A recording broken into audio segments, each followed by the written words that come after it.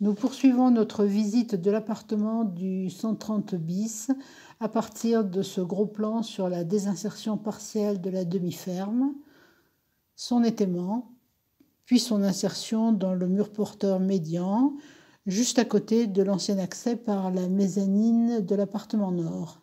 À droite, les combles sont animés par quelques gaines de VMC. Et ici, vous allez constater à gauche la condamnation de l'accès par la mezzanine. À droite, elle était encore ouverte en janvier 2018. Sur le gros plan suivant, les gaines de VMC ne sont pas seules. Il existe de nombreux câblages électriques, boîtiers de dérivation. En ressortant de la pièce, nous voyons à nouveau le ponton d'observation par la mezzanine voisine. Les deux épaisseurs de plafond maintenant effondrées. Puis nous allons progresser vers l'est et accéder à la troisième pièce de l'appartement. Celle-ci est restée dans l'ombre. En effet, la porte-fenêtre est bloquée par la première partie du double étaiement.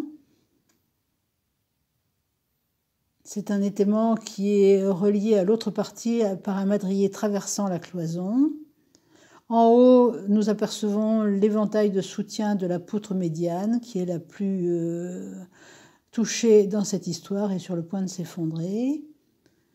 En bas, le poids de l'étaiement est tel que la cloison se décolle et le plancher s'enfonce dans le garage sous-jacent des voisins. Ils en sont prévenus.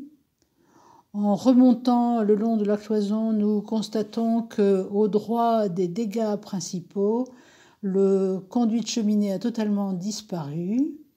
Les chevrons sont en effet neufs au-dessus, plus sombres, et nous apercevons le liseré blanc des principaux dégâts de la poutre médiane. Mais pour la constater de plus près, il faut passer dans la pièce suivante, ressortir et tourner à droite en direction de l'est, laisser le KGB à gauche et pénétrer dans ce que j'appelle la pièce de l'Apocalypse. Voici la deuxième partie du piétement, de l'étaiement, avec le madrier traversant qui rejoint à travers la cloison. Le plancher qui se décolle et la cloison qui se fissure. En remontant, nous voyons à nouveau l'éventail de soutien de la poutre médiane avec son liseré blanc. Et cette poutre se termine complètement brûlée, détruite et désinsérée du mur est, ne tenant plus que par un moisage de fortune. Et en tournant autour du piétement, nous apercevons le principal dégât de cette affaire. La poutre médiane est en effet blanchie sur plus d'1 mètre avec des traits de préfracture et elle est surtout complètement évidée sur une longueur de 53 cm et une profondeur qui fait pratiquement toute la section de la poutre.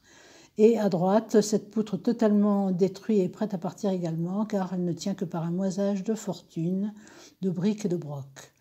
À peu de distance, l'angle sud-est de l'appartement montre à nouveau cette fissure témoignant de la poussée du mur de façade vers la rue.